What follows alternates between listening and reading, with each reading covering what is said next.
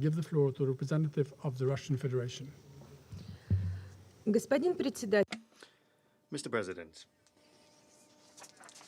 first of all, we would like to thank the briefers, Ms. Karen Landgren and Ms. Lorraine Sievers, for their thorough briefings. We also thank Mr. Ferit Hoxha for his leadership of the work of the informal working group of the Security Council on documentation and procedural questions and for organizing today's event. We are confident that this will help enrich the work of the group with new ideas. Of course, with the understanding that the working methods themselves and any steps to modify them are the preserve of the Council itself. The Russian Federation has consistently supported the Security Council discussing this subject in the open format with the participation of all interested UN member states. We see this now years-old discussion as an opportunity to increase the Security Council's coordination with a broad number of member states. Many of the ideas that were expressed were at the heart of Note 507, which is vitally important as a compendium of the Security Council's working practice and which is actively used by non-permanent members as a serious first port of call. At the same time, we believe that any reforms must be focused on a genuine increase in effectiveness and efficiency in the Council's implementation of its primary functions of maintaining international peace and security. Restrictions caused by the coronavirus pandemic did have an impact on the Security Council's work. However, despite these difficulties, the Security Council was able to show the ability to rapidly adapt to new realities. Special temporary measures allowed it to carry out its work without interruption. And yet, the situation did once again convince us that there is no alternative to in-person discussions and the personal interaction of Security Council members. And we're pleased that we've returned to our normal way of working.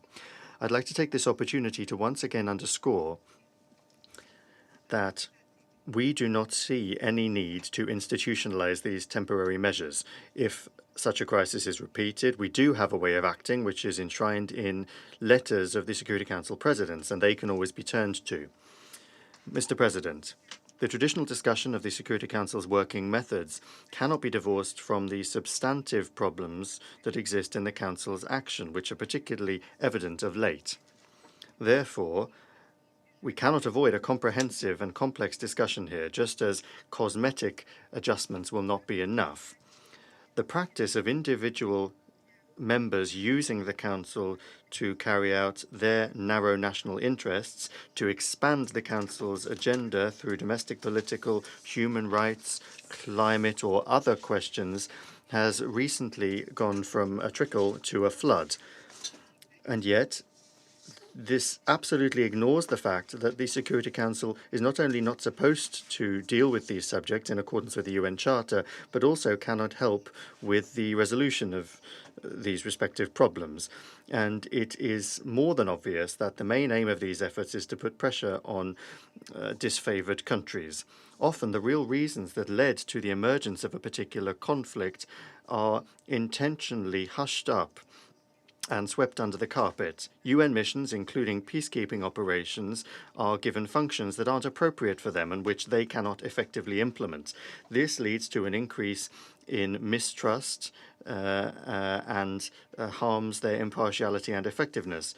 We also see attempts to shift responsibility for crises that emerge onto other people's shoulders. A clear example of this is the Council's consideration of the situation in Afghanistan, when the consideration of a complex problem is intentionally narrowed down to simply a discussion of human rights.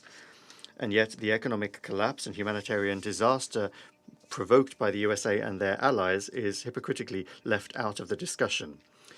We note the approach of Western colleagues to shift discussions onto a different track if the question does not correspond to their interests. A clear example of this is the discussion of reviewing and lifting sanctions from countries where restrictive measures no longer correspond to the current situation. Despite the fact that the reasons for which the sanctions were introduced are no longer relevant, ever new reasons are found to keep those sanctions in force. And instead of a presumption of innocence, Governments are forced time and again themselves to prove that the accusations made against them are baseless. It's no longer possible to hide the fact that in respect of the Central African Republic, South Sudan, and Sudan, these restrictions are being extended for the sole purpose of maintaining external pressure on them. We note with regret the fact that the Council is steadily eluding the ability to discuss things constructively and to negotiate. Instead of trying to find solutions to complex problems, which of course requires time and a willingness to compromise, Western countries often choose the simplest path. They provoke the use of the veto right or an abstention on documents. The latest examples of that are the North Korean file, when the solutions that we proposed together with our Chinese friends, which would have allowed for a consensus document of the Council to be agreed upon, were rejected. I underscore that the subject of the veto right does not fall under the heading of working methods. Rather, it is a cornerstone of the entire Security Council architecture and guarantees the Council's ability to reach balanced decisions. But this does not obviate the need for these working methods and approaches which would help achieve compromise.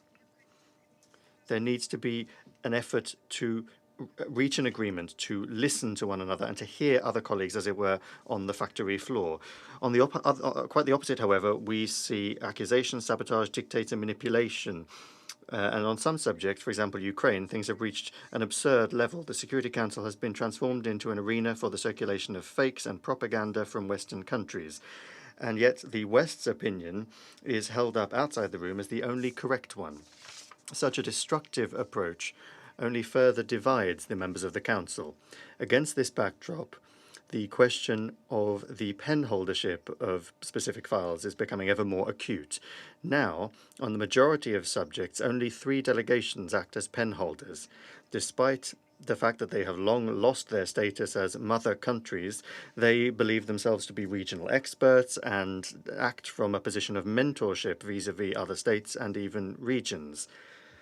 The opinion of the host country and of regional players, who often have a better command of the situation on the ground, and also sometimes representatives of the UN Secretariat, are ignored altogether.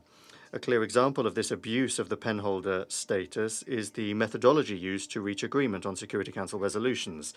Work is often done according to artificial deadlines, which do not allow for a comprehensive expert study of the documents. Those countries that don't agree with this approach face unprecedented pressure. What we ultimately receive are crude documents that don't take into account the concerns of Security Council members and give vague instructions to the Secretariat. This approach does nothing to support the effective settlement of conflicts. We would particularly like to single out here the delegation of the United Kingdom and its clearly biased penholdership of the Yemen and Libya files. In particular, we note that Russia's draft presidential statement outlining the shared position of Security Council members in support of the stability and sustainability of the political transition in Libya gave rise to an inexplicable fit of bile from the British penholders. We have consistently called for expanding the number of penholders, primarily from among the non-permanent members. In doing so, we're guided by what's enshrined in Note 507, the idea that any member of the Council can be penholder and that more than one member of the Council can act as co-penholders. Revising the issue of penholdership would help increase the efficiency of the Security Council's work. We will continue to raise this issue within the informal working group on working methods. Once again, we draw attention to the excessive burden of documentation within the Council. Each year, the Security Council produces several hundred documents, and the added value of some of those is, alas, questionable. The frequent distraction with micromanaging resolutions also does no one any good. We are convinced that the outcome products, the end products of the Security Council should be succinct, precise, and easy to understand, and above all, actionable. In conclusion, I also have to take note of the subject which is often raised of the number of open and closed Security Council meetings. Russia has consistently called for maintaining a balance between those two. And at the same time, we see that some Council members allegedly promoting the greatest possible transparency when discussing some country subjects are in fact using those exclusively to put on a propaganda show, preferring to consider subjects that are sensitive and awkward for them behind closed doors. Thank you for your attention. I thank the representative of the Russian Federation for their statement, and I give the floor to